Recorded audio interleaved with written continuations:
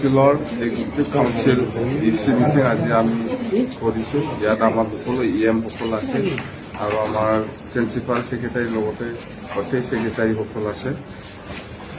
Agenda বহুত আছিলে, ইয়াৰ ভিতৰত দুটা এজেণ্ডাটো খুব ভাল বুলি আমি ক'ব পাৰোঁ।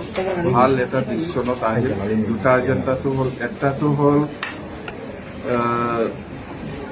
সেই বিষ্ণুৰী দক্ষিণ ফালে এগ্ৰিকালচাৰ ফিল্ড আছিলে, এগ্ৰিকালচাৰ লেণ্ড আছিল। বিষ্ণুৰী দক্ষিণ ফালে বহুত মাটি এনে পৰি আছে, এনে পৰা নাই, এইটো খেতি মাটি আছিলে, কিন্তু ইৰিগেশ্যনৰ প্ৰব্লেমৰ কাৰণে এই অঞ্চলত এতিয়া ধান খেতিটো ভাল নহয়, পানীৰ কাৰণে, পানীৰ অভাৱৰ কাৰণে। আৰু ইয়াত সেই অঞ্চলত থকা ৰাইজসকলে বহুত বছৰ ভুগি আছে যে খেতি নোহোৱাৰ কাৰণে এই ফিল্ডটো এনে পৰি আছে। এই মাটিবিলাক বহুত এই মাটিটো পাটালেণ্ড।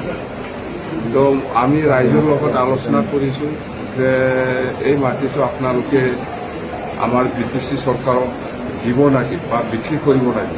তো ইহঁতে কৈছে যে আমি বিক্ৰী কৰিম, যদি আমাক ভাল এটা আমি জীয়াই থাকিব পৰাকৈ যদি ভাল ধান দিয়ে তেতিয়াহ'লে আমি বিক্ৰী কৰিম বুলি কোৱাৰ কাৰণে আমি আজি ইচি মিটিঙত আলোচনা কৰিছোঁ যে মানে 400তকৈ বেছি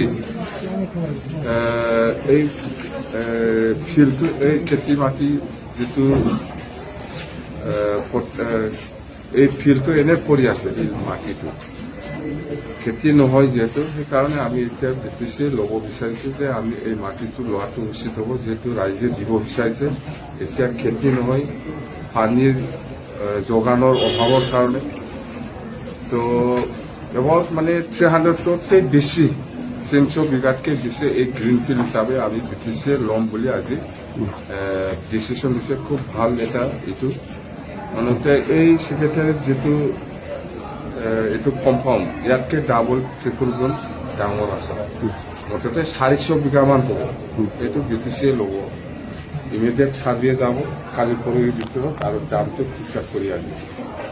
30 লাখ 40 লাখ এনেকুৱা যায় সেইখিনি অঞ্চলত। সেইটো মাটিৰ মূল্যটো আমি BTC, এইটো একটা হ'ল। আৰু একটাটো হ'ল আমি যেতিয়া চৰকাৰ চলাই আছিল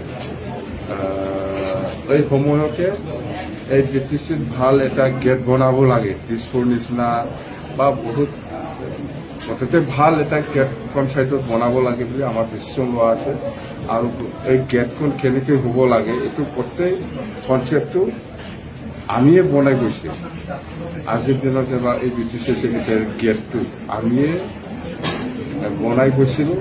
আমাৰ দিনত আমি কম্পিটিশ্যন কৰিব পৰা নাছিলোঁ, ফিনিচিং দিব পৰা নাছিলোঁ। কেনেকুৱা সকলো জাতি জনগোষ্ঠীৰ কালচাৰবিলাক যাতে ইয়াতে ৰিফ্লেক্ট হয়, এই ধৰণৰ গেট বনাব লাগে, এইবিলাক কনচেপ্ট আমাৰেই আছিল, আমি বনাইছোঁ, কিন্তু ফিনিচিং হোৱা নাছিল। কিন্তু এই ইউপিপিএল দিনত যিহেতু ফিনিচিং কৰিছে, ইয়াত কিন্তু এটা ডাঙৰ কিবা থাকি গ'ল যে যিটো বস্তু কনচেপ্টত নাছিলে সেইটো ইয়াত আছে, যিটো হ'ল আফচোচ চেম্পল।